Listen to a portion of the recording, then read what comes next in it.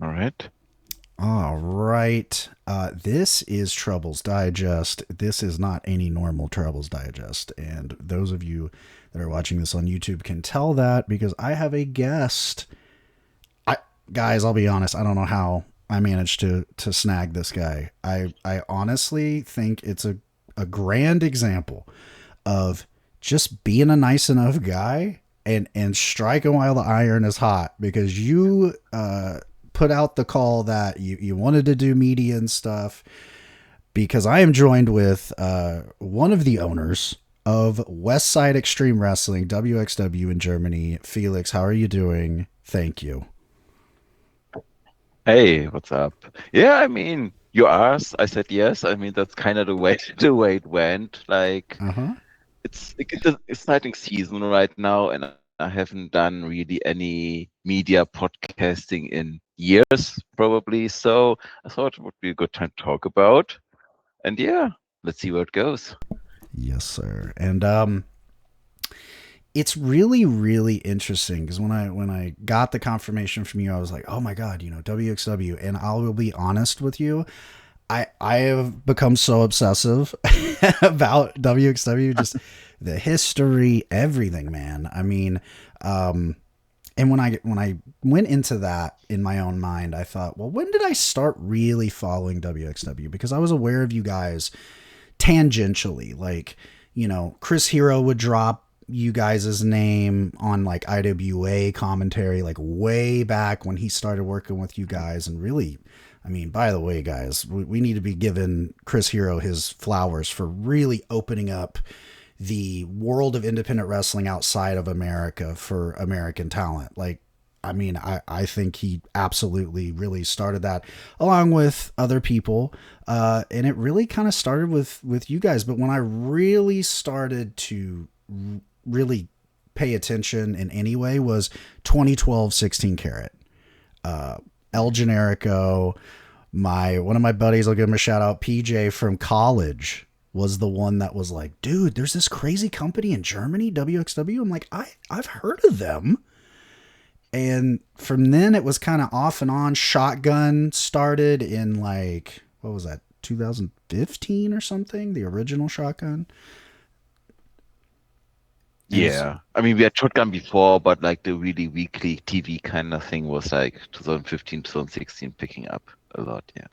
and I've been obsessed, honestly, since the end of 2024 is when I really sort of it was made aware to me like, oh, they have a streaming thing, like you can actually follow them and it's really easy to do and they have English commentary. And of course my smooth brained American ass jumped all over that, man, because it's like I would love to know German. I can't really learn it today. So that's been huge. And I, been in talking with other fans, like you guys really are the most accessible international company out there. Is that like a conscious thing with you guys? Because you don't like jeopardize your own product when you do that, and I really love that.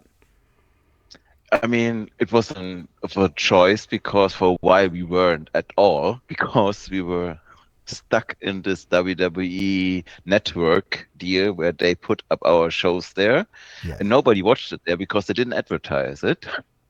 And we still did WXW now during that time, but we couldn't do YouTube, we couldn't do IWTV, we couldn't do Triller, we couldn't do free stuff even.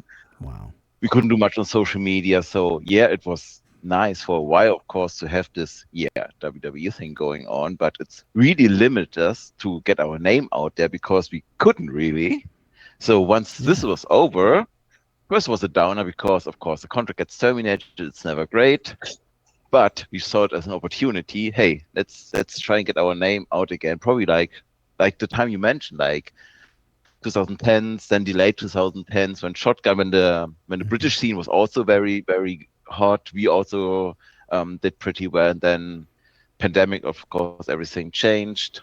The rosters have changed, but I think basically after we migrated over to YouTube, we started with Triller. Then 1.5 years ago, it was like, hey, let's try and get all the eyes that we can on our product because I think it was a good time actually because I mean 2021, 2022, it's all right what we did, but we really have to found ourselves again, building up the roster again, getting everybody where we wanted to. But that happened like in 24 and really in 25, I would say. And now it's all that's also why choose IWTV as well. It's like everybody should get away, like watch it, give it a chance, even though it's in German independent and not from the US, but like you mentioned, you have English commentary. It's on YouTube. It's easy. It's on every streaming service you could think of. We put out free stuff. We want to make it as easy as possible and as easy to watch. It's not for our shows. It's well produced, I would say. So it's an easy watch. You don't see 45-minute matches. You don't get awful commentary or bad audio or anything. So it should be easy to follow us. That's our goal. It really is, and also I will prop you up on that production thing. I think you guys are some of the most I would say you guys are produced as well as any other company in the world. And I will be honest, I would even put an AEW and a WWE in that conversation because you don't ever go past your scale. Whereas like your staging and stuff doesn't like impede on your venues because you're running these shows in these smaller venues in Germany, but it doesn't come across like that, and that is really hard to do for people that don't understand. Like even that aspect of it is really really difficult, and it's very clear to me that all of you in wXW, it's for one a team effort. And you guys really do think of the little things, and that's what I really appreciate about your company. Yeah, I mean, it took us a long time to get there. Like we just had a 25th year anniversary, and when you look back into our first years, it was just a ring in a dark club, trying to Yep. get independent wrestling, do hardcore wrestling, whatever was cool to us when we were 20 years old and wanted to do our own promotion thing, kinda. But like to grow, we had to establish that, and now we are all working in there for so long. And even though some people have changed that, working for that, they all come with new experience now, and everybody putting in a lot of work, a lot of details. There's a lot of communication going on, so we have a good workflow established right now. The shows are smooth. It's important for us that they're mainly running 3 hours. There are not a lot of downtimes, and if it happens, we want to do it better next time. So that's what we want to achieve basically. But like I said, it's a team effort. So there's a big group of very talented and hardworking people working behind the scenes in WXW, especially on the production part. So that's very important to us. Yes, and it comes across big time. So this is a weird question, but I figure I really wanted to ask you because I saw this. I've been like watching as fast as I can the timeline series that you guys did. Jeez, I don't know when you guys recorded those. That has to be years ago, right? Yeah, probably. Yeah, I mean, the first seasons were definitely some years ago because we haven't done one at least a year, and I think we are 5 or 6 seasons in. Yeah. And I got to 2003, and you and Taslo are talking about the CZW partnership, and my favorite thing is you and him discussing we had an argument about who's gonna actually call him. And I just have to know how insane, because you guys worked together. I don't know if it was completely throughout that whole time, but you worked with CZW, I mean, for a long, long time.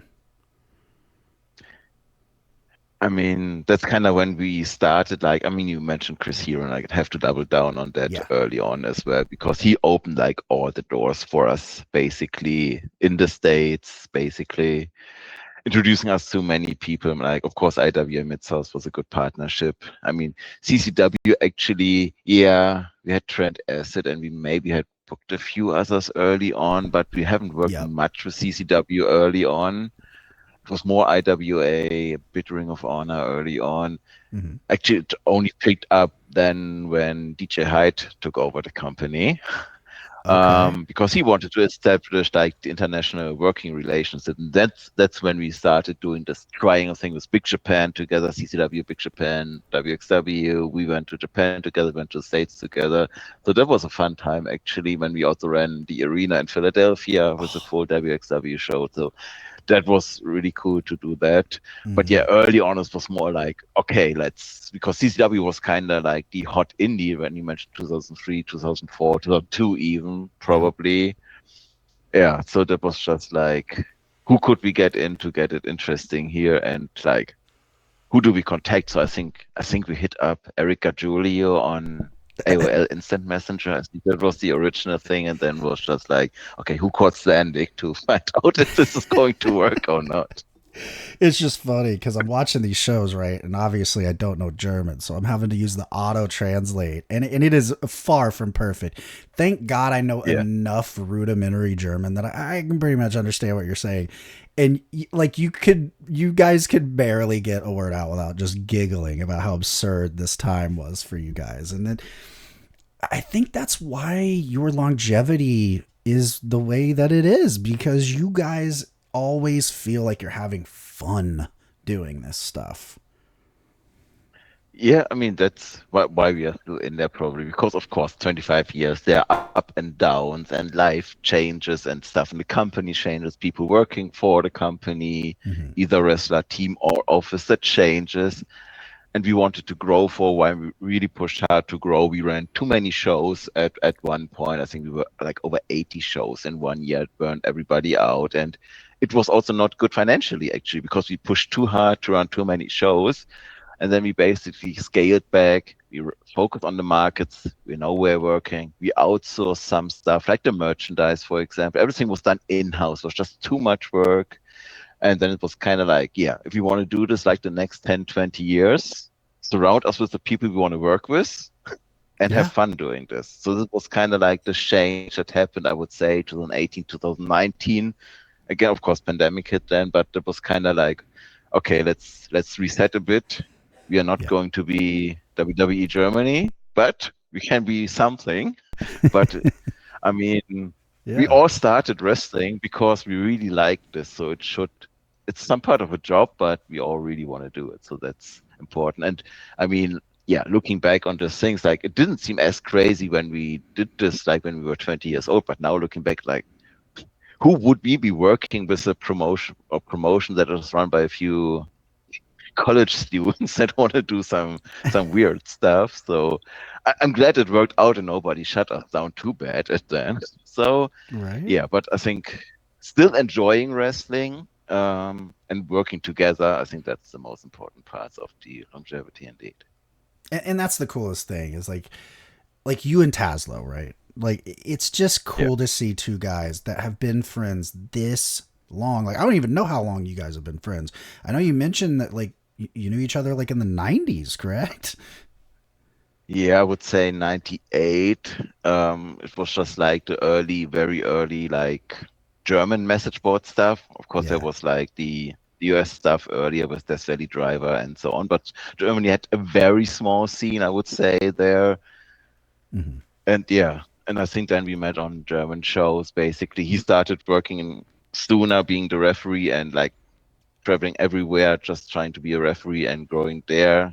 I was writing some stuff and trying to get in there somehow, and then with WXW, it kind of connected on the way of working together as well.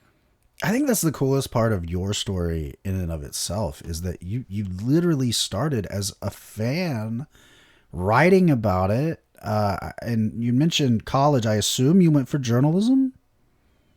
No, I tried different stuff and all Gotcha. failed. Yeah, It's, me it's too, all good. buddy. I I'm don't right I there with don't you. mind now, like because I'm no, but I was going to a lot of shows basically, and I yeah was writing for some online stuff for German magazine. It was all very very small stuff because wrestling was not big in Germany during that time, especially not European wrestling or Yeah. independent wrestling even. And then like the original WXW promoter is Hate. I knew him even longer, but he ran the first few years of WXW, and I joined 2002. Test ref on the very first show even. But I went up to Hate and said, "Hey, I was in the UK. I saw a good wrestler there. I want to bring him over to Germany. Can I book him on your show? And he basically, yes. And that's how it started in Wow. 2002, basically, when I like booked certain wrestlers for him. And then like, I mean, it sounds absurd. It's not joining a booking team, but it's like, okay, let's talk together and how can the show be? And then got more and more reps there. And like in 2006, then we founded an actual company out of it instead of just running shows that are not legalized anywhere. So 2006 is then it was kind of like, okay, now it's a real thing. Yeah, and that again that tracks because you guys really sort of like you're several companies. The story of wXW is like the story of progression because you guys started as a completely different thing than what you are now versus like, you know, when you mentioned 2006 when you really were like an incorporated sort of thing. And you mentioned earlier the pandemic, and I dove into your guys' shotgun 2020 stuff a little bit, and I've decided, and this is going to be a bit of an exclusive, I am, and I said this earlier to you on Twitter, I'm fucking crazy, Felix. So when I get into something, I get into it. And I've decided, you know what? I'm going to write up all the Shotgun 2020 stuff because I love what you guys did during the pandemic. You did something very few people did. AEW did it as well. You went, okay, so we got to eliminate the fly ins. Shit, that Yeah. sucks. Okay, Yeah. but we have a wrestling academy right here. We have people in house.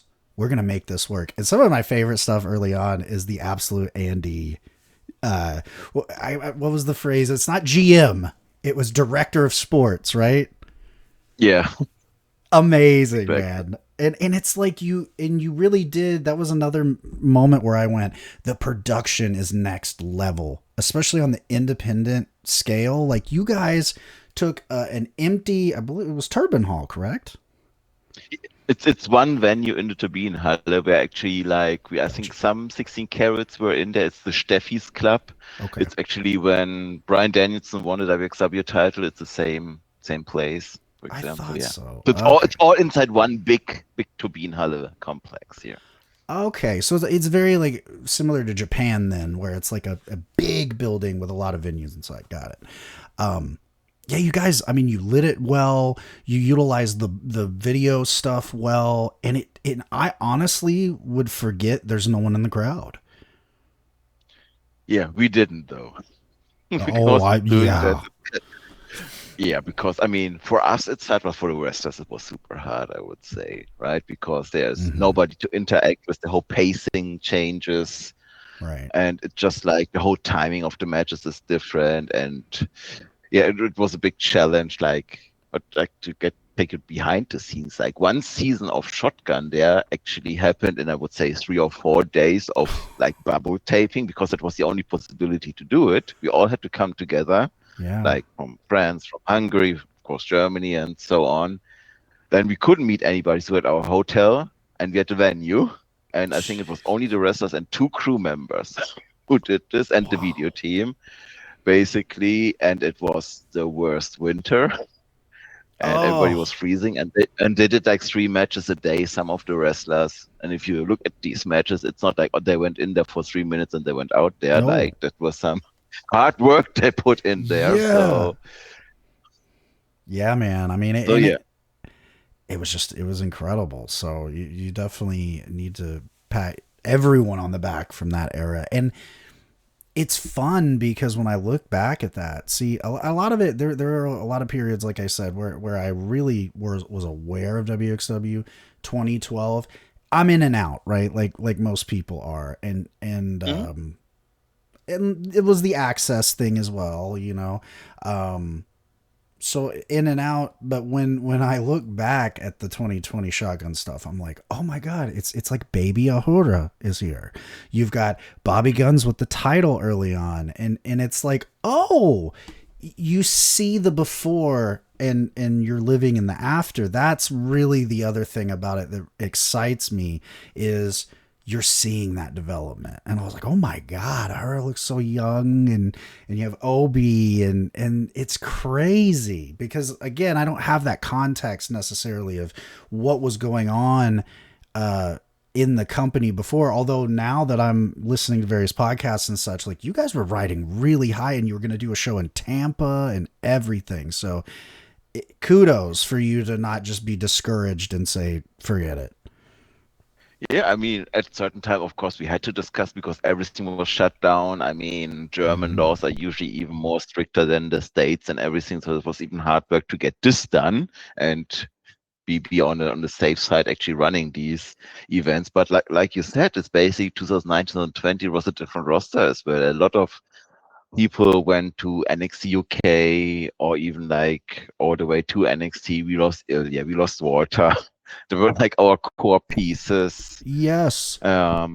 And so there was, and then we couldn't fly anybody in. So because we used to bring in like Chris Brooks, Pete Dunne, Tyler Bate, so a lot of Tony Storm, a lot of very talented people that weren't available to us anymore. So we really had to rework our roster, and we said we can only have people here that need to drive. And so we had the car from Paris for the first time, and we had the car from Oh, Hungary. those So if you poor want to people. open the map, it's pretty far. I know on the US some wrestlers do crazy road trips as well, but in Europe it's not really common to drive from Budapest to No. Oberhausen.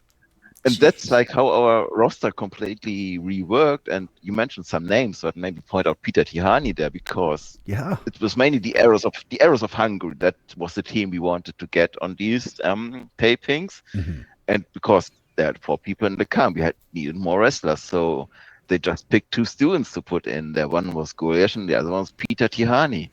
Yeah. And he just hopped in the car for 20 hours, did the enhancement matches there on the first season he joined.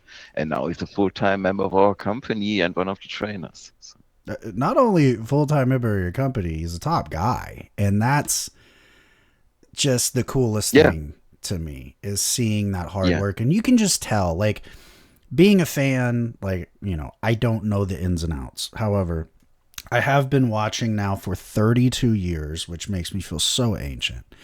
And you see enough people that are really super good develop right in front of you and retire and the whole cycle of wrestling life. And you're like, I can tell this guy has been forged in fire. Like you can just tell people that, hey, whatever. What are we doing? Like I just can tell Peter Tahani is absolutely one of those guys. It's like, what do you need? One of the best feuds you guys have had, probably the best, has been Ilya Bloom and him. And obviously we had the Pure Rules match at Back to the Roots that I loved.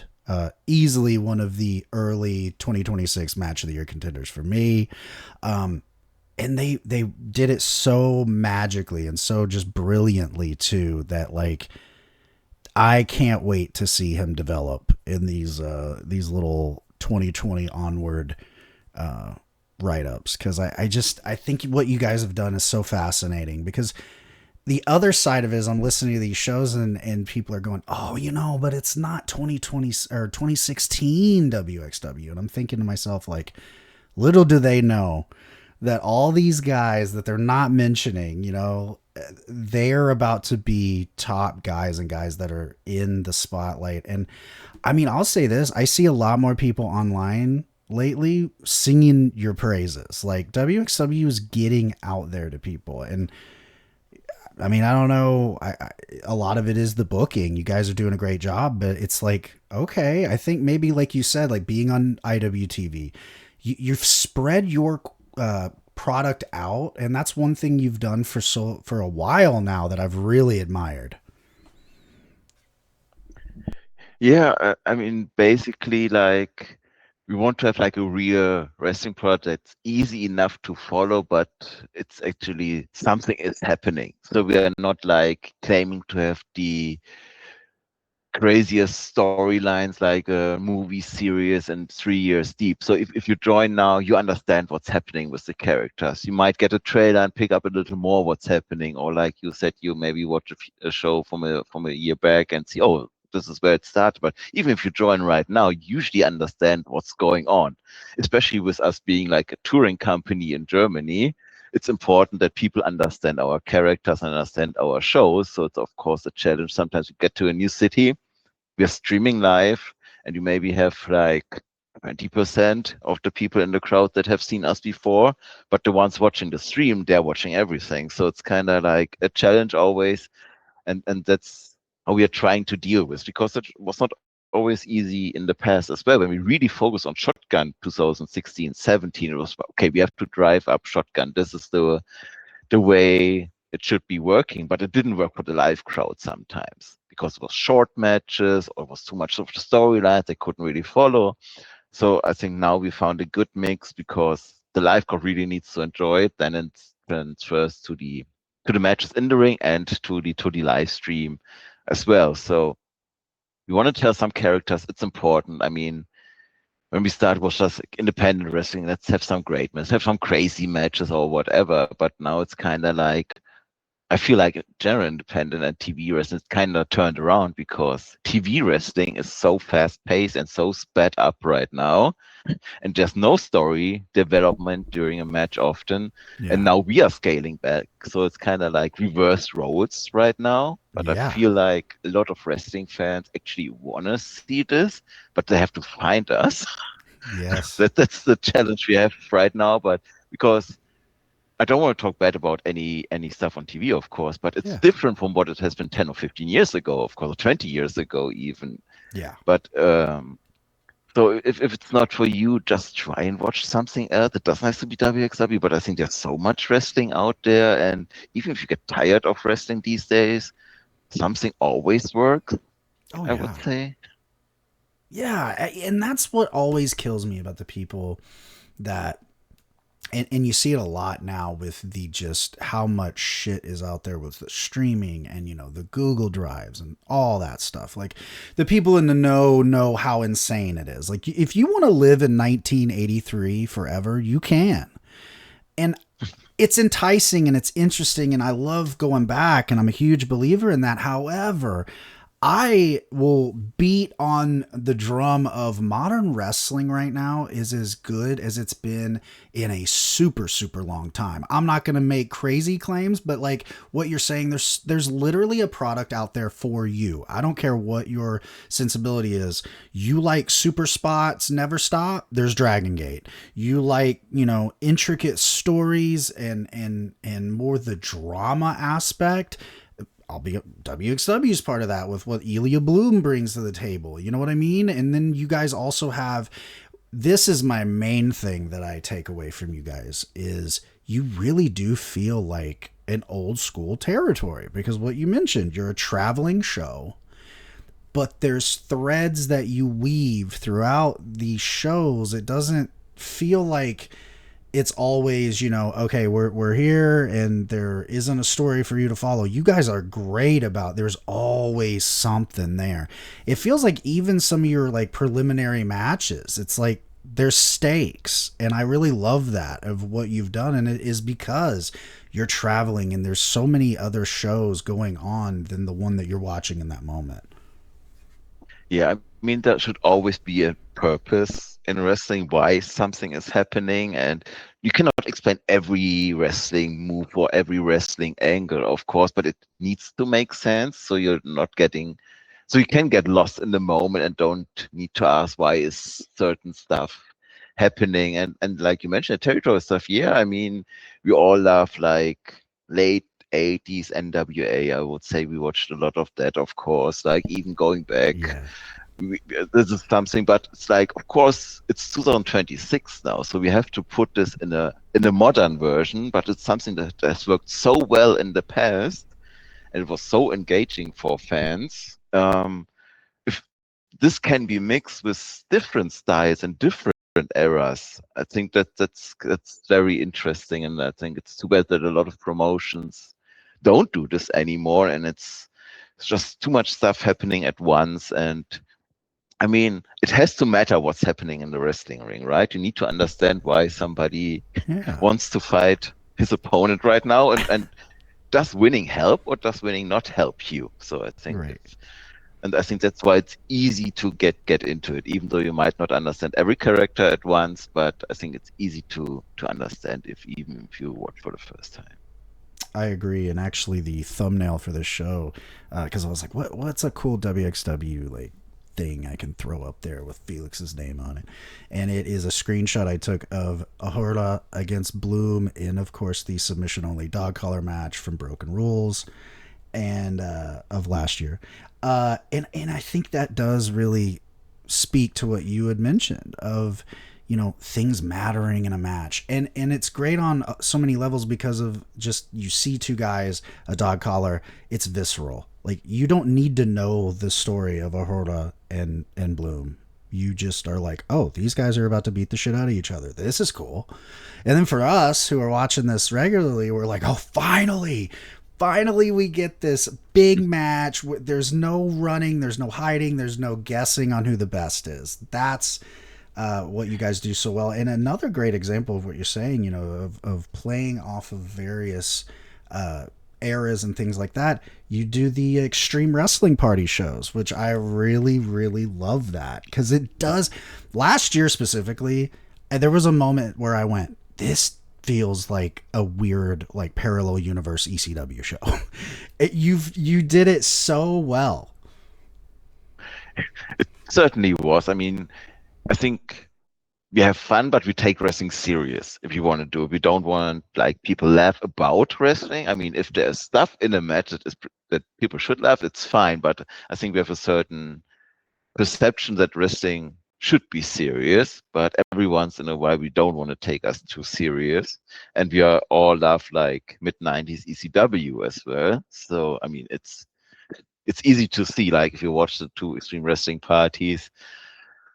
Of course, we got the idea when GCW was here the first time. It's something, okay, maybe something similar can work, but GCW is so far off from what we do.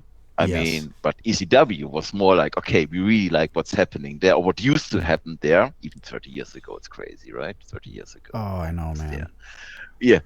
God. So this is kind of like, okay, we need to change it up, because there are like many shows in a year, and just to do something different, like Ambition once a year, Extreme Wrestling Party once a year. Mm-hmm. Yeah.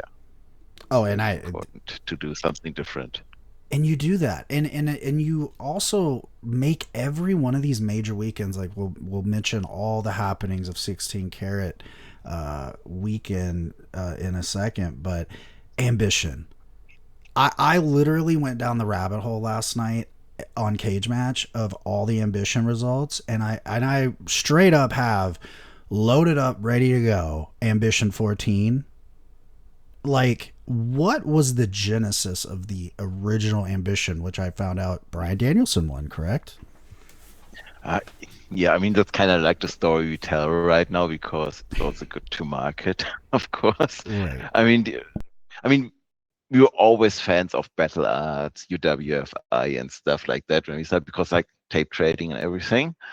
But of course, we didn't have a roster that couldn't do it. Like the first 2 years was just not possible. But at one point, we had an increase of especially Dutch wrestlers, mainly Tommy End and his students, that had some kind of martial arts background. That, like, there was one really good amateur wrestler.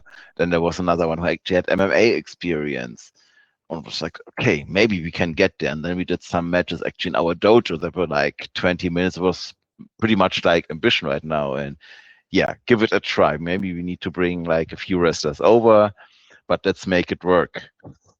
Because we want to do something different. And then, yeah, I mean, it actually worked out, because on the first one, it wasn't even supposed to have Brian on there, because it was actually the time when he started with WWE, and he was released for 2 months or so. Yep. But he was up for that. He liked the idea. So he was there, TJP was there, Zach, Tommy, and then we had like from the UK, Johnny Moss, who was like now one of the main coaches in NXT, because they had like the old school British training, which was very shoot wrestling based as well. Yeah, and when we mentioned Dennis, it was more like, yeah, now we have to show, but how is it going to work now? Like, what are the exact rules? How do we want to present this? So it's always like one of my favorite memories, like going back there, sitting there with these 8 wrestlers, and we are all coming up with the ideas how to make this work. I think they all changed up their gear. They thought about like, how can we do the finish? What's the exact interpretation of the rules to make it work? So having Brian on the first one was, of course, a big influence and helped, I think, the brand to start. It didn't go too well in the first few years, but now it's a part of Carat. I think that's actually going really well. But it's like, yeah, one of the most fun shows every year to do. Oh my god, and there's some of the best shows out there. There are so many times that I feel like, oh my god, like maybe my favorite match of the whole weekend was an ambition match, which is crazy because you got the carrot going on, you got everything going on. Now you have the independent wrestling summit happening, and that goes into the other main question, another main question I had rather, which is you guys really have always had this incredible relationship with other companies. Mainly, of course, probably the biggest piece of news about wXW is that you have the Young Lions Cup winner coming in, Murashima, as part of wXW, and obviously Oscar and Yuto Ice. And I mean, the list goes on of guys that, I mean, I'll say it for you. You really developed, or at least you aided in development, because I know there's a lot of factors. What would you say is the thing that other companies either have said to you straight up, or what do you believe maybe is your secret sauce, if you will, for all of this sort of coalition that you have with all these other companies? Yeah, I mean, that was basically, I would say, right from the start when we wanted to get our name out there. And that was like a way to work together because, I mean, wrestling is hard enough to promote. So everybody has the same kind of problems, and working together makes it easier for sure. And I mean, in the US, it was kind of like Hero opened the doors. We did the title match in IWA, and it was more stuff like that. But in Japan, it was like the only chance to actually book Japanese wrestlers was like working with the office, working with the promotion, not going to the wrestlers. So we had to establish like good relationships there. And by now we worked, I would say, with almost every Japanese promotion that is, at least Yeah, every bigger promotion that's out there. And same in the US, like Mexico is a little harder, of course, but I think yeah, that's really important because we did so many joint shows over the years from PWG, CCW, Shikara, Big Japan, Noah. So and this goes on, and like, but the wrestling scene changed so much, like especially like the US promotions I mentioned, they're not around anymore. I mean, you always wanted to do Evolve as well, that never worked out. oh So yeah, now it was more like, who can we work with? Who should we work with? Because of course we have Manders here, and he works almost everywhere in the States, and he kind of like go there or not go there. And then it was Chris Hero again, basically, who introduced us to West Coast Pro. And then it's all started, and I yeah, think we are on the same page. So that was basically the next relationship started. We started this last year, so this is on the next step. And this is kind of like the Independent Wrestling Summit is the idea.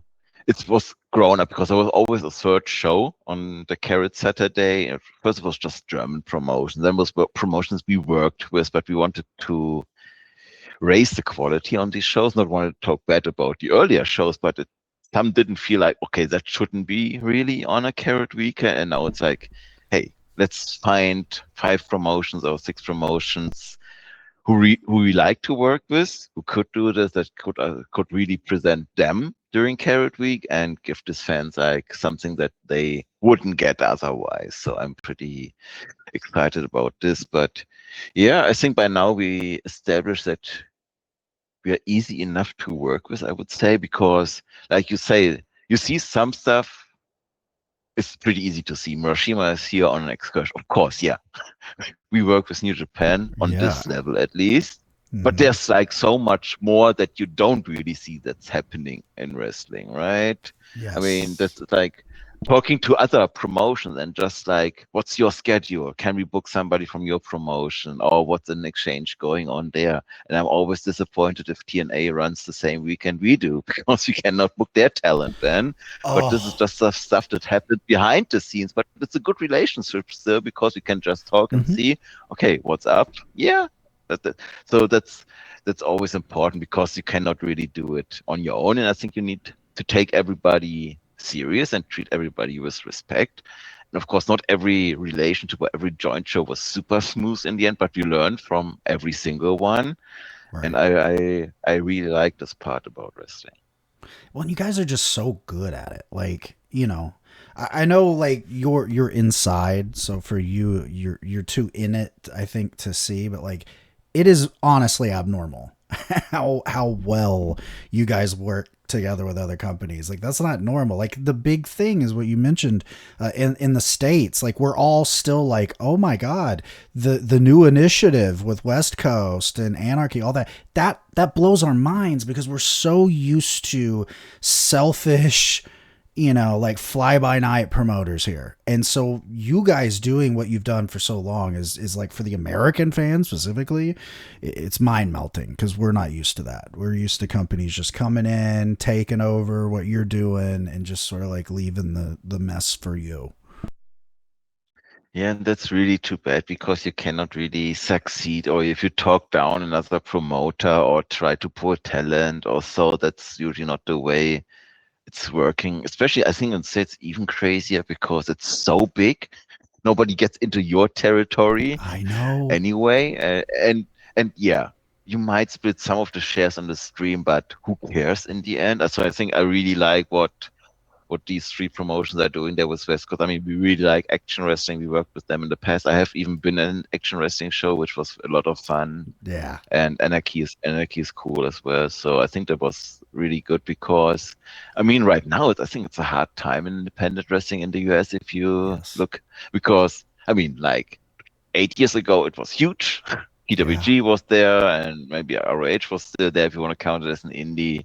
Hmm. Then after pandemic was kind of hard, but then it was just Prestige and Deadlock and West Coast, and now like we Yeah. are Prestige and Deadlock, right? So I think that it's not easy for them, but also for the fans, I would say it's like, because if you're used to watch like one DPW show a month, one Prestige show a month, and one West Coast show, maybe you watch like some Beyond or whatever, it's now like only half of it is left, right? Yeah. So 2026 will be interesting, like which is in other promotions that can get in there. And I mean, it's one of the reasons why we got on IWTV as well, because if you want to try wXW, we make it easy enough. But I can also Yeah. understand if people prefer to watch like an American promotion, of course. And then it'll be interesting to see who steps up there, and which will be the next like breakout promotion there. Absolutely. Um, and the other thing that is intriguing is like you said, it is so large here, and you think about like you guys in continental Europe, because I love to make that distinction because I think people really need to understand how Europe works. And again, I've never been to Europe, but I have enough of a brain to understand that you're dealing with different kind of people daily. You have to, I mean, I would assume, speak probably more than one language if you want to go get, you know what I mean? Like you guys are much more worldly, and so that is not something a lot of Americans think about, is like, oh, I'm on the West Coast, they do things this way. No, no, no, no. They're just, loud Americans, and they just, bungle their way through life. And I think that it is refreshing to see you just be like, but why not work together? Because a lot of us have been screaming that for a long time in America, Felix, and unfortunately, that doesn't seem to be how a lot of people want to think, and it's a shame because you guys are really, honestly though, because of that, you guys are getting a whole lot of success out of it, because I don't think I'm alone. I think there's going to be a lot more Americans that are going to start tuning into WXW because it just, I know I keep saying refreshing, but it really is because you guys cut the bullshit. Yeah, I hope so. I mean, now it's a good time. That's probably why we are talking right now and not in June when nothing is going on, right? I think it's an interesting time coming up. Like, we are having the big Hamburg show, Dead End, very soon. It's Yes. a crazy venue with very loud people. It's fucking Naito is on there, which is still crazy to Yeah. think about. And then just 2 weeks later, it's 16 Carat with 7 shows. And I think if you're not familiar with European wrestlers, it's fine because you still know like almost half of the people on the show because it's some from the US, some from Mexico, some from Japan. You will know somebody. If you like Yes. independent wrestling, you will know probably like half of the roster anyway. So I think it's an easy way to get in there, and then might not be as storyline driven as some of the other shows because of the tournament matches and so on. Like, so I think it's a good time to give it a try and then see if it's for you, if it's not for you, which is also completely cool. But I think Mm-hmm. it's a good chance right now because there's not so much going on in independent wrestling. So give it a try. It's the perfect time. And you mentioned that's going to be at the Markthalle, February 21st. I know I butchered that name. It's fine. And when I think of Market Hall and when I talk to people about it that have been fans for a long time, it's almost always, if not their favorite venue that you guys run, it's up there. What do you think makes that venue and that city for you so unique and special? Yeah, we started running there in 2012. I moved to Hamburg or close to Hamburg 2011, and I wanted to run here as well because we're only used to the Oberhaus and maybe one show like in East Germany every year. Um, and this was just like I don't want to say the most famous, but for that size, the most famous venue. It's like 5 minutes walking distance from the main train station. Everybody knows it. It's easy to access, and if you're inside this venue, it's like there's almost no space for the ring because there are steps around the ring, like bleachers. So everybody's very close to the ring. Everybody can see very well. So even if you're standing behind the seats, you're still almost as close as it would be like fourth row somewhere else. Like if you see our Turbinenhalle shows, the fans they're still close, but if you're in the fourth row, you're a little further away, of course. But there, everybody is close, and it's not a very high building, so it's a great energy in there. So so every time there, I mean, they were always up for their hometown heroes like Oscars from Hamburg. So that was some Mm, crazy reactions. So we worried a bit like what's happening when he's leaving. Is it still the same? And I think the last show kind of proved it because when we had like Dani Luna and Yuya Mashita, and yeah. the people were standing up during the match and chanted, "Stand up if you love wrestling." And it's not a die-hard wrestling crowd. They're wrestling fans. They Wow. come to that show. Some are, of course, Yeah. but it's not like all these people watch wrestling all the time. I mean, they come to our shows and they might watch on TV, but it's not like they're streaming everywhere or so. And that this match got that kind of reaction with them being there, both there for the first time, and it's a women's match in Germany, which sometimes it's a little harder because of the difference and the perception sometimes. I think Yeah. that was really cool. So that's why everybody really loves the venue. And by the way, that match, you must go watch that match. That was one of my favorite late in the year match of the year candidates. Like I was like, holy shit! I was actually, I'm not even kidding. I think I was watching that at work, like off to the side. I'm like, yeah, yeah, yeah, okay. Anyway, this is one of the craziest matches I've seen in forever. It was. It. I'm pretty sure it was the best female match in Germany ever. I don't think that that's That's crazy what to say. Yeah. because we are getting there, and there were some really good female wrestlers. Like maybe if you watch some early Shimmer, even you might have heard about Vesna. She's Mm-hmm. from Germany. She did some Japan, some in the US. She was really good. And then of course like Tony Storm came here and so on. But I think this match was on another level. Yeah. Very high level. Stephanie Mays is one of them that I would say is definitely rising up Hmm. too. Um, it is interesting to think about that though. And she is on the next show, by the way. She is at Dead End. She's wrestling Maddie Morgan, who I assume is a Progress wrestler because that's a Strong Style 16 first round match as well. So again, you're working with people. Yeah, Genius little synergy there.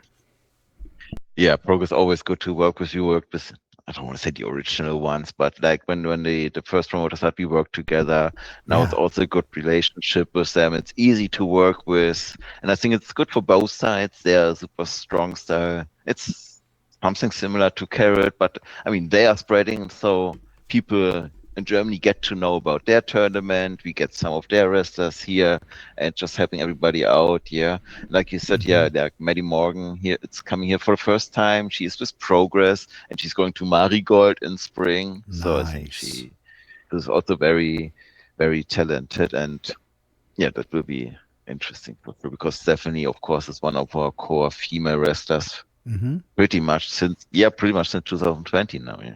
Yeah, I just saw her in my little Shotgun 2020 watch along. I was like, oh my god, she is not the same wrestler, obviously. And you talk about the TNA relationship and everything. You want to talk about a beautiful thing that fell in your lap, which was Danny Luna's visa issues. It's like it sucks, but we will absolutely take her. Her coming out in that open challenge, I literally was like losing it. I was like, holy shit. And then I finally thought about it. And in fact, I think it was mentioned on commentary that, yeah, she can't really go there. So she's here. Yeah, sometimes you have to be spontaneous though. Sure, you map out your things ahead of time, Yeah. but if something happens, you have to be able to react, of course. And if a door opens or a door closed for her, it opens here. Yep. So that was nice that it worked out with like 5 days notice, I want to say. So that Wow. was pretty cool for us. Yeah. That was awesome. She wrestles Jane Nero at the Hamburg Hmm. show on the 21st. And then, of course, you mentioned it earlier, the grind defend the world tag titles against Naito and Bushi, Tranquilos de Japón. I, for one, it has seemed like a headache, not because of the boys, but whatever happened. But Hmm. again, a great testament to you guys. You're like, no, we're going to make this work. We like doing this business with you guys. And you did. And it's a huge get.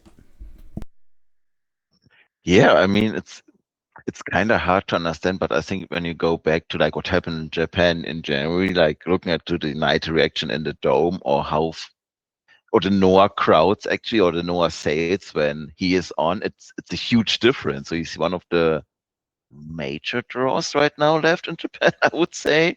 But he's Yeah. still coming here, right? He didn't say, okay, now I have Noah, I do have the tag titles, we are established there, let's cut out Europe. No, he still did everything that was lined up. He was just in Italy a week ago, Yep. wrestling for SAJs. Small group, but good people there, and he did this. He was in France for BZW, so he keeping his commitments because like originally like he wanted to come, or they wanted to come as a group, like to Europe. There was miscommunication with the management. Then everything in November, like you mentioned, wasn't easy. That fell through with a day notice, which was Oh a my God. shame. And I think Naito hated it, and Bushi as well, because it was unnecessary. But they really wanted to make up for it, and the communication improved. Like, yeah, and we felt they really want to do it. There's a new trust level established. And then it's like, if you want to do it, let's do it like on the biggest stage possible and getting Naito into Carat, which Oh my God. wouldn't Yeah. have been possible years ago, of course. Even like if you would have worked with New Japan, it wouldn't never been possible to get Naito into a big No. singles tournament, right? That was what out of the line. And now that's probably like the biggest name in Carat since Cody, I would say. And that's like Yeah. Oh yeah. uh, Easily. 8 years, 9 years ago. Yeah, so that's exciting, of course. I know his body is like a bit broken down, but I think he's still working hard. He's getting the most out of it, and I mean, we're talking about independent wrestling, but he's not like an independent wrestler. He's a major wrestling star. Oh my God. Yes. He's in, and I mean, people might think I'm being dramatic, but I think he's reached the point where he is an icon, I would say, of Japanese wrestling. I don't think that's crazy at all. So unbelievable match there. And you know what's crazy too about wrestling in 2026, and it's another beautiful thing is I literally could see it going either way there, right? Like you guys have done a great job of getting the grind established. You know, they beat Planet Gojira for the belts. That was another great match, I think, from the anniversary show. And however, the way you guys do things, you are good about pivots. I think more than anybody that I watch. I feel like in modern wrestling, there is not enough risks that are taken. And I think you guys have never been about that. And I really love that. Yeah, I mean, first of all, like you mentioned, the Grind Gujira tag team match. I mean, when we were like, or people were talking about WXW, it was a lot like Mendes, Ahura, Bloom, and there's a good reason for that. But the whole tag team scene just underneath that, with Grind and Gojira going all over Germany and having a new match every time, basically, it's some of the best tag team stuff going on, I would say, right now. Yeah. If you're not in just for the big spots, but for actually tag team wrestling, I think that's they have awesome chemistry and they're working really hard. Yeah. Yeah, a lot of stuff can happen, of course. I mean, we wanted to make sure Mhm. because sometimes you just throw the title match and it's obvious nothing's going to happen because this wrestler is definitely not coming back or so, or this wrestler, and I don't want to say smarter fans, but fans who care know he's not losing, for example. Right. But Naito and Wushi are coming back 2 weeks later. They're in Carrot. Uh So huh. a lot of stuff can happen, of course. And they're the Noah Tag Team Champions right now, but Grind is on a roll as well. They just won the titles 8 weeks ago, basically. So yeah, I'm looking forward to that. It's going to be great. Another one that I'm very excited about, and somebody that was not on my radar, is Brandon Bands getting a European Championship match against Ricky Souza, who, I mean, who's hotter right now than Ricky Souza? And he just beat Peter Tahani on you guys' last We Love Wrestling, correct? Yeah, it was a tag team match. This Yep. was Sosa and Ahura against Tihania and Dolnik. It was basically like a 16 karat prelude Yep. match. Yeah, I mean, Ricky Sosa just started half a year ago with us, and look where he is right now. Yeah. I mean, talking about all the potential in the world, of course, it's Hmm. it's very easy to see with him. And I mean, he went viral for his entrance, which is kind of like a shame because the entrance it's cool and it's Yeah. fun, but there's so much more about him, like the way he presents himself. He's young, but he's already confident to a certain level, and like everything that he brings. Of course, I mean, he will go places, I'm sure. I'm just happy he is with us right now. Right. And I mean, there are not many wrestlers that started half a year ago and already made it into the main event scene. So Mm-mm. him and Brandon Vance, I mean, Brandon Vance also very young, very talented, a little different than Sosa. He doesn't have the exposure yet, but Right. what's better than getting the chance on a big stage and see what he can do? Yeah. And it's quite literally in the middle of Europe. You know what I mean? Like he could, and I believe already, even without the match happening, I think this is definitely opening people's eyes to him. And, you know, another guy that's Dutch, if I read correctly. So, Yes. He, interesting to see where Europe is right now with the talent development. yeah, he actually is a student of Tankwa, who was one of the judges in the Pure Roots match. Okay. So Yeah. there's because Tankwa used to wrestle for us, then he started his school in the Netherlands, and Brandon is one of his students. So that's also Love it. like, even though somebody is just not on our shows anymore, it doesn't mean, hey, we're not liking each other anymore or whatever. We're still working together. So I was happy to get Tankwa back in there, like one of the early WXW names, of course. But he's still now teaching the next generation, and Brandon is one of the most interesting guys for sure that is coming out of his school. That's awesome. And then your main event is insane. It's a 6-man match. It is Ilya Bloom, your brand new World Wrestling Champion, and Planet Gojira against the Cowboy Way and Ahura. And, you know, it is so intriguing right now what is going on at the top of the card for WXW because you have the I don't know if I want to say the black cloud, but the at least the gray skies around Ahura right now with a lot of the rumors of, you know, he may step away. What happens if he loses 16 karat? Obviously, he has made the claim that whoever beats him next takes his career, which what a great story in and of itself. Like, wow, okay. And then you got the Cowboy Way, which Thomas Shire, a guy that has one ambition before, Manders, one of the top guys in wrestling that doesn't have a contract right now. Ilya, who, let me tell you, I think Ilya Bloom is probably my favorite guy right now in wrestling, anywhere. Like, That's a good call for somebody who's wrestling 3 years, right? yeah, I know that's the other one. These guys are just coming out of nowhere, and then Planet Gajira. I mean, I've been very aware and a big fan of Avalanche, is what I remembered him as, but Mm-hmm. Robert Dreisker and Mark Empire, I believe, is his partner's name. They're such a money team. I love the shoulder pads. Like, you lean into, they are the Haas team. And this 6-man is going to be nuts in and of itself. But then with the 16 karat gold implications, what a perfect way to like give Hamburg a great main event while also building to your biggest, I would say, biggest weekend of the year. Oh yeah, it will be, yeah. Yeah, I think that this is like interesting because like if you're doing so many shows like us, you cannot always doing like the big title match at every show because it doesn't make sense. But putting them all together and seeing them interact with each other, or what's going to happen, because I mean, Mendes and Robert, there's no history, but if you want to see them clash in the ring together, of course, right? That's interesting. It's Ahura and Bloom again after what happened last year. That's interesting. Also, little spoiler, there's another big trailer coming up today or tomorrow about this match, which Oh, I just saw earlier today, which is very nice. So if for everybody who's not familiar with the story, watch the trailer and you know what's going on there. So yeah, I'm really looking forward to that match and that venue. That works perfectly. And then we are just 2 weeks away from Carat, like you said. And, yeah, it's absolutely the biggest events of the year and the most important ones for us. Yeah.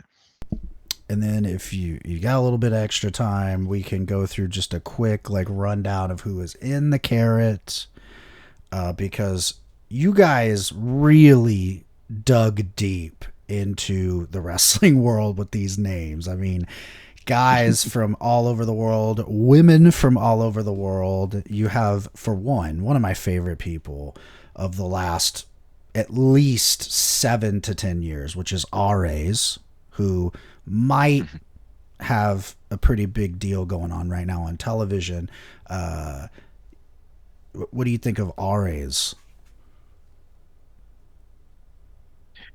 Yeah. I mean, when he was here the first time, it was basically him and Commander, and they just like broke out and they had the crazy lucha match, and people were throwing Mm, money into the ring for the first time, and there was a certain connection with him and the crowd.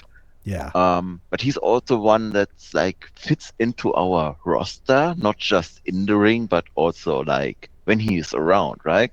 yeah. He's just like one of us, like Erie or Manders. These are like international, but they have like the same spirit that we do, and they just fit in. They're not just coming, doing their thing and leave. It's like part of the part of the group basically, and so that's very important, like finding the right people, not just in the ring, but that are working towards the same goal on these weekends.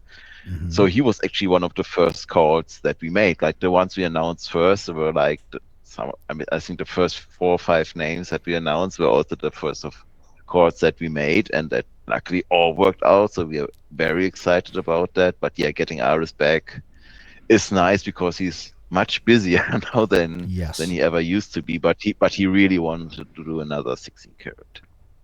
Yeah, he's a great guy that I hear several that are in wrestling say the same exact thing. Just plugs himself into what you're doing. He's selfless. You love to hear that. Another guy is similar, Thomas Shire, who admittedly was not on my radar like a year or two ago. Now one of my favorite guys. Yeah, you could say like he's wrestling for over a decade in the States, but he broke out in Germany when he got the Yeah, chance. Basically, he was the wild card, so he was coming here and just being on one of these afternoon shows a few years ago. And we said, okay, there's no chance we can leave this guy and never bring back, because there's so much more. And he went into ambition, he made it to the finals, he came back one ambition, and now he's in 16 karat, and he was in the world tag team tournament, and now he's making more of a name for himself in the States as well, teaming with Manders. Deadlock Pro, JCW, West Coast Pro, of course. So I'm really happy that he finally gets the acknowledgement because he's in there for so long. It's not like he's a new guy, but but people think it's a new guy because they haven't been familiar, but he's actually like one of the top pro wrestlers that you can find. Like he's so skilled and he's a big guy that you don't have very often, but he can really wrestle and he gets wrestling. So that's the most important part. And yeah, he Oh yeah, also fits in WXW perfectly because otherwise he wouldn't be on multiple tours and multiple weekends like this. Yeah. exactly. His ambition match that he had with Abe, holy shit. What a great match. And then, no big deal. Chihiro Hashimoto, probably the best Joshi wrestler in the world right now, is in the 16 karat gold. Yeah, I mean there are of course like personal preferences, but I mean you can think about intergender wrestling, but it needs to be credible. So I mean there are like many great Yoshi wrestlers right now, but if you want to pair them with some of the male wrestlers, it might get hard. But for Hashimoto, yeah, she can beat everybody there. If it's Yeah. coming down to that, nobody would question this, right? And I think, yeah, she's, Mm-hmm. I think, on top of the world. Like, Meiko Satomura was here last year, so we have a good relationship to Sendai, which of course helped. And yeah, I mean, she was also one of the first wrestlers that we tried to bring in for Carat. It worked out. She's here for the first time. I'm looking forward to how the German fans or the European fans will react to her, but I think like your claim is definitely up there. I mean, she's one of the absolute best in the world. Oh yeah, another one. But he's been one of the best in the world forever. One of the biggest stars of Dragon Gate of all time, Yamato. Yeah, I mean, he was here when we actually ran a Dragon Gate show in Germany, like the Mm-hmm. many different things we did in the past. We ran two Dragon Gate tours in Europe, yeah. And he was actually one of the rare cases, also a peek behind the scenes, that who wasn't happy with his match back then. So we thought, okay, it took a long time, but now he's coming back. I'm sure he wants to be more happy than last time because it was just grueling tours back then. We did Spain, Germany, UK all in Oh, 3 days. So it was very rough traveling for them. And he did a singles match with Doi and was like the main feud going on in Dragon Gate at the time. So we brought the yeah. match here, and I think they both were not happy with that because they couldn't deliver as good as they wanted to. But now, yeah, like you said, he's like probably one of also he's the top guy in Dragon Gate for a long time right now, but also his style fits perfectly with everybody else in the tournament. So it's not as Dragon Gate specific as some others, I want to say. I think he will match up quite well with everybody in the tournament. And then I almost feel like I should mention this name last, but we're going to go based on how I wrote it. Ahura. Yeah, he's probably our biggest star and nobody else knows about, right? Yeah, I When would say he so. walks out, everybody is standing up. I have like when he challenged Mendes for the title last August, you had 700 people standing for the first entrance of the show because they want to see him win the title. Yeah. He went out there in January when he wrestled the CSI, and everybody Right? was on their feet. And I would say even in England, nobody knows him That's aside of the weird. few that are watching WXW. And if you look into the US, it's even less. But Oh yeah, man. he's definitely one of the best independence wrestlers around. But as he's only doing WXW and some very minor different stuff, but he's mainly focused on WXW, of Mm-hmm. course. But he's a major star for us, of course, and especially with his way, like how he phrased everything, that will be interesting. You never know what you're getting with Ahura because the guy you see in the ring is the way he is. He reminds me so much of Pac in so many Mm. ways. In that way of like, I don't know how Pac is in real life or whatever, but just I feel like he's similar, right? Like he's very intense, but easygoing, but maybe don't Hmm. mess with him too much. You know what I mean? Like, um, and in the way he wrestles too. I mean, Ahura is one of the most unique wrestlers in the world right now. I can't pin down what he is. I can't tell you like, oh, he's a technical wrestler. Well, that's not all the way true because he's insane and he does dives and he jumps everywhere. But he's not a high flyer guy either, right? But he can brawl. He really is one of those guys that is a Swiss Army knife. He can do it all. Yeah, because he doesn't try to be somebody else, right? A lot Yes. of wrestlers right now, and that's no offense at all, because you're watching wrestling, you like certain wrestling, it, Mhm. try and be somebody that they are not. And I think he also needed some time to get there where he is right now, because he now has the confidence level in what he is doing, and he can just be himself right now, and that's opening everything up that's happening right now. And yeah, like you mentioned, it's like one of the most diverse wrestlers we have right now. Even the Mhm. two or the three Elia Blue matches last year, they were all very different, I would say. Yeah. And in January, he had a very entertaining, I don't want to say it comedy match, but it was some good laughs in that match as well. So Yeah. you can get everything out of him, yeah. For sure. Uh, Dennis Dolning, shotgun champion. Yes. He's another guy totally committed to WXW. That's why you don't see him anywhere else, really. Hmm. He basically was one of the guys who I would say like was an enhancement wrestler for WXW for a long time when we were down south, but he wasn't really because he is from Switzerland, so he's not coming up to Germany really. Okay. But when we did the empty arena tapings for Shotgun, we needed more wrestlers that could drive here. So he was also one of them who came here and There just you go. my need immediate like fit in impression because like he's a character as well. He connects Hmm. with the camera and the audience, I would say. And yeah, a lot of talent there as well. He was out with injuries now twice during the last 6 years, but now he's back. He just ended Hector's career in WXW with the Yes. Käfigschlacht. That was So awesome. yeah, so Another one. now what's the next step? I mean, since he basically changed from being the funny guy to being serious, it's all went pretty straight to the top so far. He's another Germanic individual, career killer. So there you Yeah. go, man. Maybe the scale's a little off. And then another guy that is quickly becoming one of my favorites from WXW, Dieter Schwartz. I love this guy. Yeah, it's.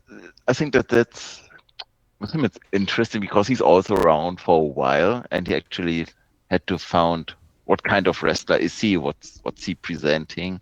Yeah. And last year was, I think, interesting time in WXW when we had Mike D and Eggleborn leaving to WWE. So of Yeah. course they were two of the main. They had a crazy match. They had a European title back and forth basically. And okay, two main guys leaving. What's next? Usually it has been like a big problem if like years ago, yeah, left Walter left and whatever. It's leaving a gap. But right now there are just more wrestlers pushing in, and Dieter was one of them for sure. Like he was always like on other shows that we did on the lower cards, on the academy shows, but he went right in there, stepped up basically, and he's different to everybody else, which helps, of course. Yeah, I Big mean, I time. don't want to jump to the next guy, but it's the same with Zoltan, basically. He was the other guy. Like, Gotcha. okay, there is the spot. Maybe I can get there. I need to work harder. I need to, because he's still living in Budapest. Wow. He's he's still going to school. He's 18. He's going to school, Oh, right. Yeah. then Zoltan. taking a Yeah. night bus. Then he's taking a night bus to get to Dresden in Germany. Then he's joining Lawrence Roma and Nick Schreier from The Grind and driving to Oberhausen.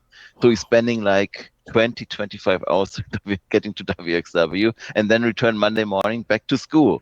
But that's the commitment he has to wrestling, and I think it's showing off. I Yeah. mean, his progression in the last year has been crazy. Oh my God. Yeah. And that's another one that I was like, Zoltan, what? What is going on? Uh, yeah. And then a guy that has become, when I first saw him, I was like, what the fuck is this guy's deal? Now, one of my favorite guys, Bobby Guns. Yeah, he's like a WXW original. He's Yeah. out of our, it was not even the academy back then, but out of our own school almost like 15 years ago now. He started with his brother. And ever since he debuted, basically, he was in our roster, of course, a core part of WXW, uh, multiple time unified World Wrestling Champion. By now, he won Ambition, he won Shotgun. So Yeah. he's, aside of Robert Dreisker, he's the core member who is having the most matches in WXW right now, who's with us still around. But he hasn't done many 16 carats because usually he has been, not usually, but multiple times he has been the unified champion, so he Right. couldn't be in the tournament. So he didn't do many 16 carat tournaments yet. So that will be a interesting task for him how he can fare in the tournament.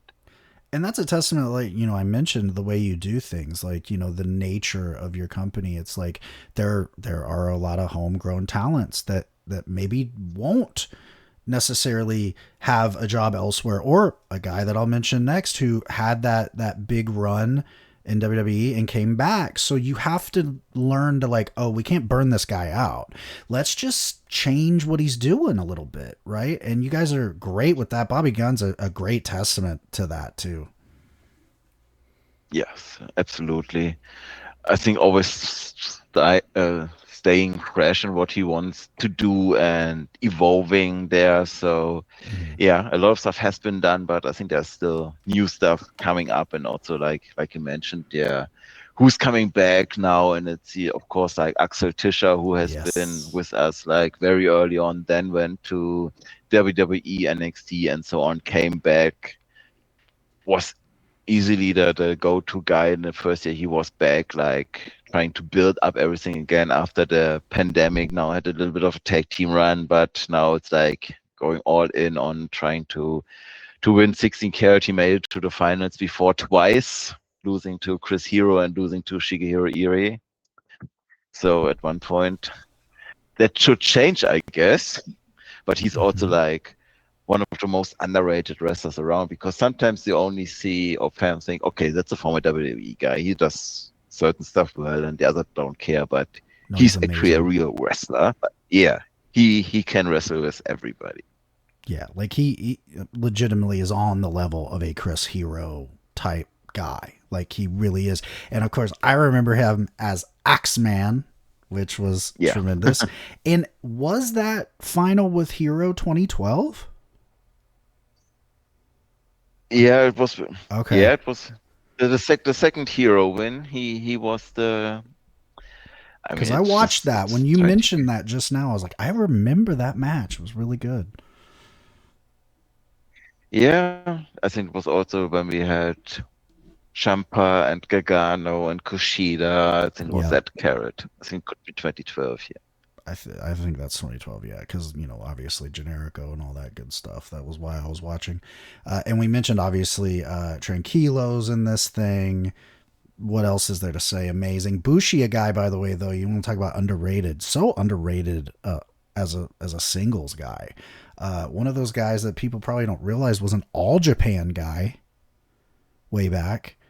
So the fact that he bridged that gap and in the junior division, when like that doesn't happen. Usually, I mean, you've seen it with the New Japan product as of late. The juniors don't traditionally get a huge spotlight. And so for a guy like Bushi to stay relevant and have what he has, really a great testament to him. Yeah, absolutely. I mean, he went to Mexico in between, basically, if I Mm-hmm. remember correctly. He did IWGR. So I think that's a mix, actually. Like, he's not the typical Japanese junior, like mixing a lot of the lucha influences in, like strong gimmick, of course, as well. Mm-hmm.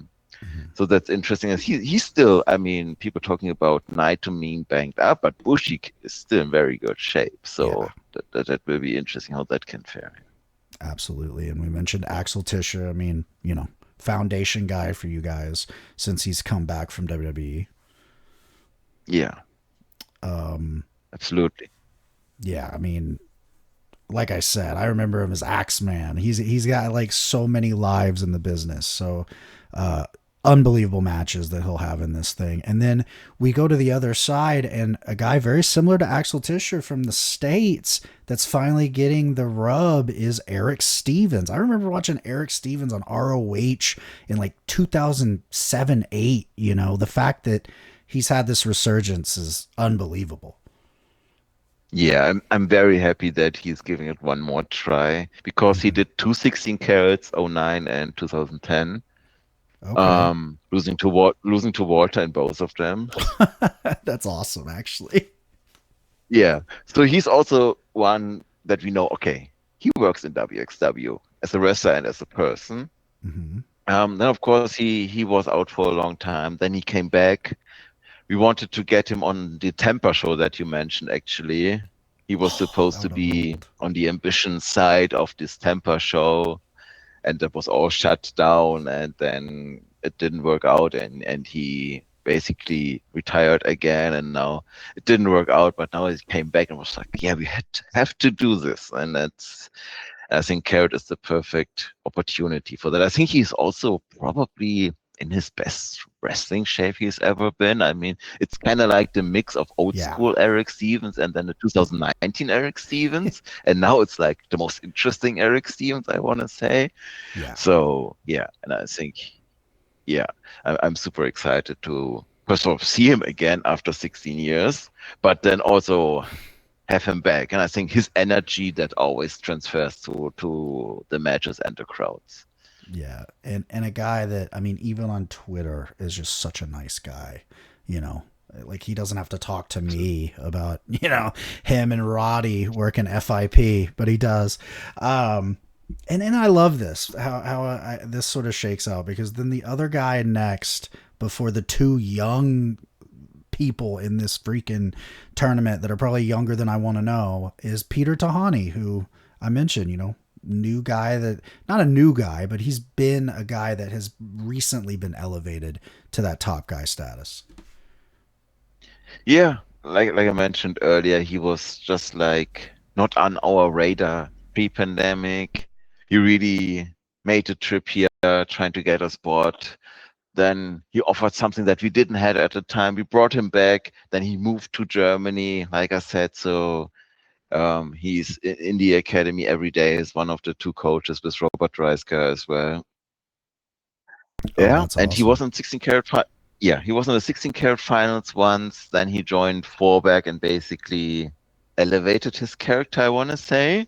Oh yeah. Everything changed a bit because yeah, he was the young guy. He was the high flyer, and but he couldn't really made it now. He has a heel manager on his side, so I think everybody understands what's going on there. But now he lost the title, so let's see what's happening. And he lost to Sosa, like you mentioned, Yes. which definitely wasn't on his radar, I would say. So yeah, it's his next try to finally win 16 karat after he didn't made it 2 years ago. And I mean, you perfect segue. Ricky Sosa, we mentioned earlier, unbelievable. I mean, I probably, you know, Zoltan's right there, and then the next guy in terms of your continental Europeans that are really your next generation of the top of the business. It's Ricky Sosa. Yes, absolutely. I mean, the talent is Oh my god. obviously there, like we said earlier. The charisma is there, and Mm-hmm. the drive is there, right? He wants to make it. Like, um, he's really working hard. He's behind this. He's training hard, and I mean, it will be interesting because Carrot is a different game, right? It's Yeah. not like, okay, let's go to Oberhausen and have a 10, 12 minute exciting match. No, now the world is watching at Carrot. So there's a Yeah. certain pressure on now. I mean, the first few months you can impress because everything is new, but now I think there's also some pressure going on because now Mm-hmm. everybody heard about Sosa, Bang Bang. Right. Um, so yeah, I will be interested. I'm sure he can do it, but it will be a lot of hard work for him that weekend, I think. Very. And a perfect test for a guy at his level, and another guy perfect test to his level that has really just started to break out in Japan on the Monday Magic shows, and that is Titus Alexander coming in from West Coast Pro. And, you know, Titus to me is a guy that's been on that cusp for like I feel like a couple of years. I've got a suspicion that the 16 karat gold performance might just put him over the edge.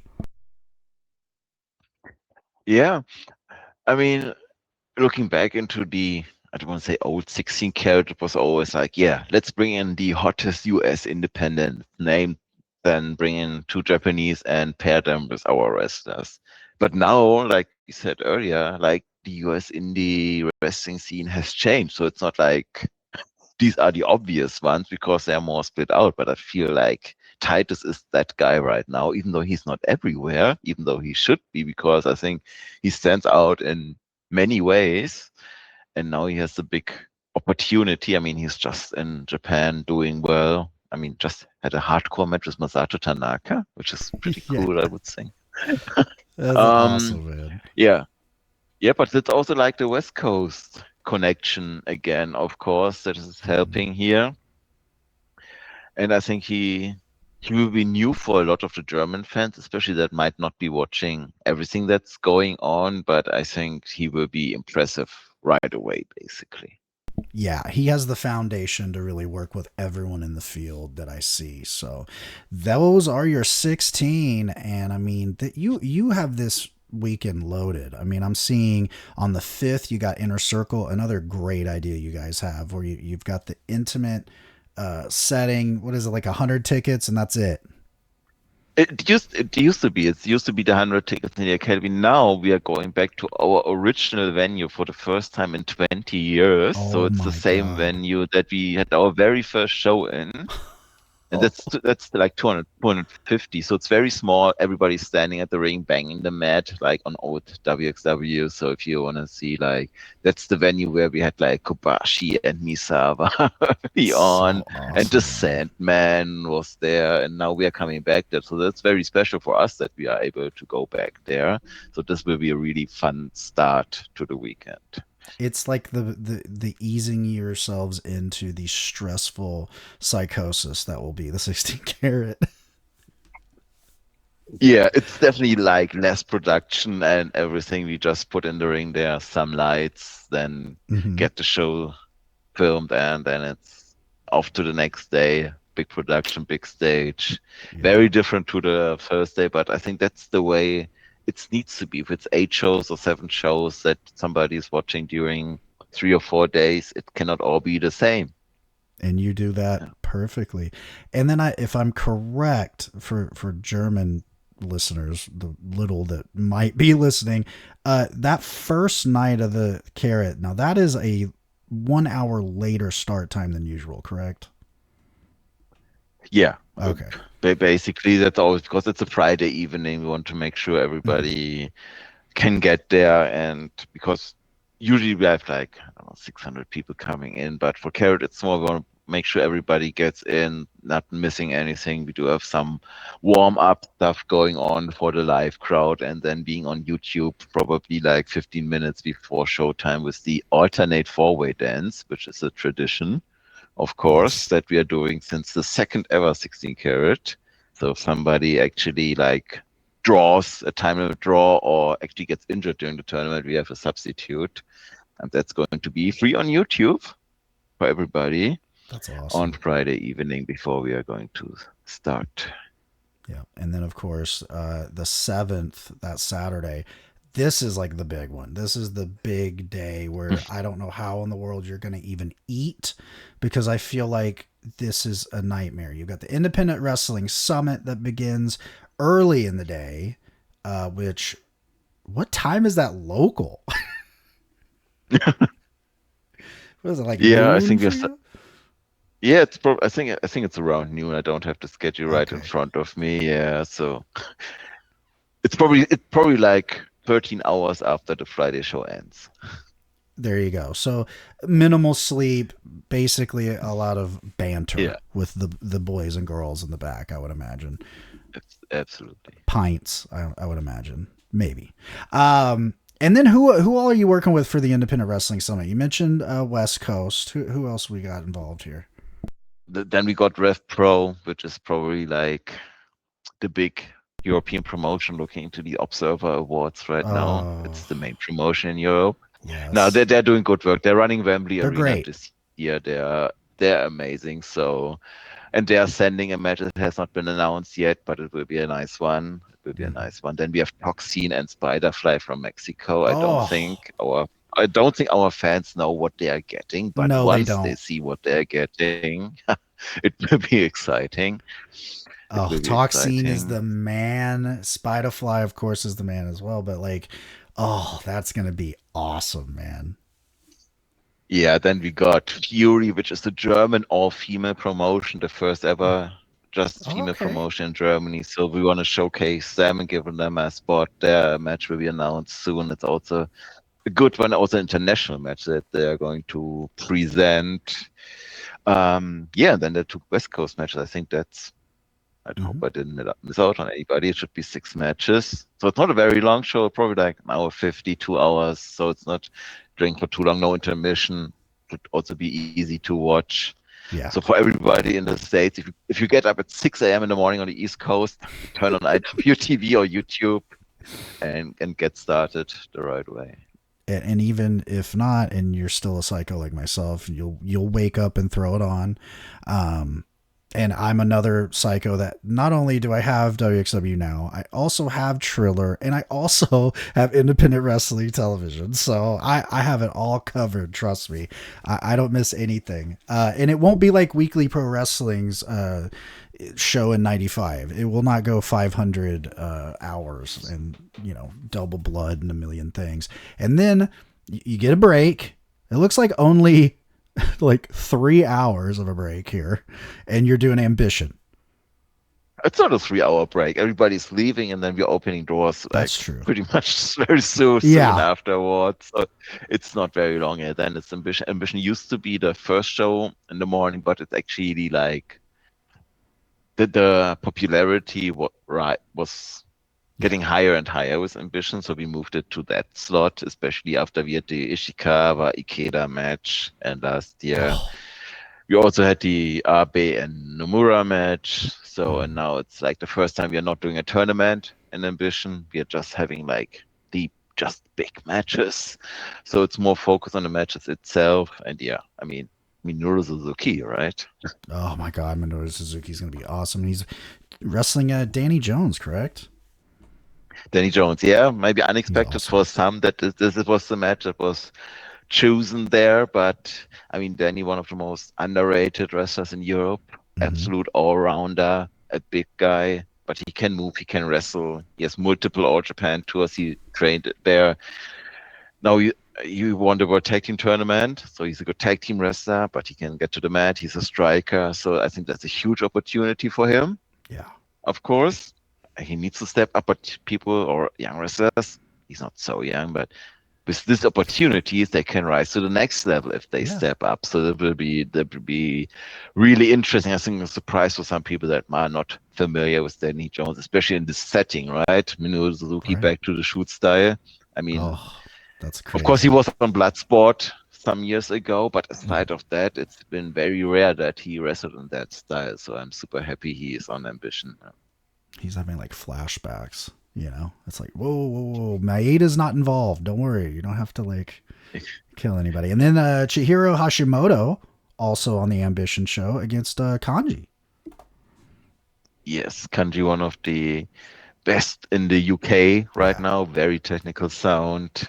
And Hashimoto did a lot of UWF rules for GLEAT already.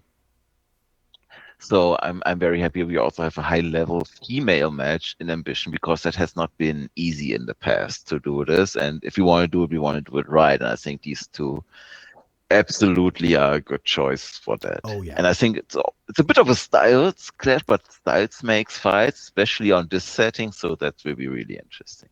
It'll be great. And then, of course, the end of that night on the 7th, night 2 of the 16 karat gold. We are right back at it the next day early. It is We Love Wrestling, which I had no idea that you guys had a deal with Billy for We Love Wrestling at one point. Yeah, we are just trying to get anywhere really. Some stuff works out, some stuff stuff doesn't, and I think that never went anywhere really. But Well, but if hey, you don't try, it's not exactly. working out really. Yeah, so yeah, it was one of the options that we had, but it didn't lead anywhere really. So that doesn't matter really. Yeah, yeah. It's a Sunday morning show. It's probably, I don't want to say a surprise cut, but whatever happens during the weekend, a lot of our core wrestlers on there, but like a lot of wrestlers that might have been on a Vision or the Independent Wrestling Summit or not in a tournament anymore might be there. So it's always Yeah. some nice matches that you usually don't get to see anywhere else. And you have the opportunity to bring wrestlers together that are usually not in the ring together. So that's interesting. Think of it as like back in the day for PWG when they do those old bolas and it'd be like 3 days. And that third day show, you'd have your semis and then you'd have whatever else they had, and of course those multi-man tags ended up, fleshing out from that. So I'm very excited about that one because you guys don't just skimp on things either. It's not like you're going to be like, we'll throw We Love Wrestling together, whatever. It's going to be like, oh, we got these elements together here. Let's do it. And then, of course, the big night, night 3, the finals of the 16 karat gold. Later that night, March 8th. Looks like pretty regular time there. Actually, no, a little earlier there. Yeah, because it's a Sunday, people want to get home. I Yeah, mean, if you commit and come to 16 Cat as a fan, I don't want to hide, it's pretty expensive. You have to get the tickets. You have to sure. get there because people are not living there. You have to get a hotel. You have to get food. So most people try and Yes. get home on Sunday evening then. So it's a little earlier show. So for everybody who watches internationally, it's another probably noon or even before noon start for most of them. Yeah. But why not? There's nothing else going on wrestling wise midday on a Sunday, so we want to see how everything unfolds. That's the way to go. Well, Felix, I mean, we basically analyzed every single morsel of what is going on going forward with WXW. First off, I mean, I cannot thank you enough for giving me the interview. Um, where can everyone go consume WXW? Yeah, I think we mentioned it before. YouTube, I think it's the easiest. It's the WXWGER channel. If you look for WXW Wrestling, it's easy to find on YouTube. There's a lot of free stuff on, but if you join the channel, it's all the live streams there. Mm-hmm. And I think it's super convenient because you can watch it on every device or TV. So that's very easy. But if you don't want to do this, another subscription is fine. Go to IWTV. They will be streaming live. They will be streaming live the next show, and they will be streaming live 16 karat. If you also don't have IWTV, you might have Triller TV. They are also getting 16 karat, maybe not live, but if maybe a few days later. But there is the chance to watch it there as well. Okay. So a lot of possibilities. Or if you just want to check our social media stuff, because there will be a lot of stuff going on Instagram and on Twitter and Facebook, maybe even on TikTok. I don't know. So because there's so many wrestlers there and so much stuff, so even if you just want to see some highlight clips and stuff like that, follow our socials there, and there will be a lot of interaction going on. I only have one request in social media land, and it's probably one you've already heard. Tell me. You guys gotta have a Blue Sky. Okay. I know it's annoying because you already have everything ever, but I noticed there's a lot of WXW fans that I talk to on Blue Sky, and I'm like, Mm. this might be something you need to look into. Yeah, because I know, like, when we like, especially like internationally built our fan base, I want to say in the late 2010s. Yeah. Is that a word even? Like, a lot of them don't like Twitter anymore, which I can completely understand, and they went Sure. over to Blue Sky. Yep. Yeah, it's just another channel to manage, and there's a lot of work going on. Sure, But man. it might be worth doing that and keeping everybody in the loop there as well. There you go. Well, I don't know. Is there anything else you want to add there, Felix, to the interview? I think I have added a lot of stuff in the last All one and a right. half hours, right? So Yes, sir. Thank yeah, it you. was nice talking to you. I enjoyed it a lot. All So right. yeah, follow our channels or follow me. You can interact with me on Twitter or wherever as well. Now it will be a busy time, and Yeah. it's a super exciting time for us. All right. Well, Felix, thank you for the 800th time. Everyone, go check out wXW. You will not be disappointed. There's something there for every one of you. Until next time, thank you.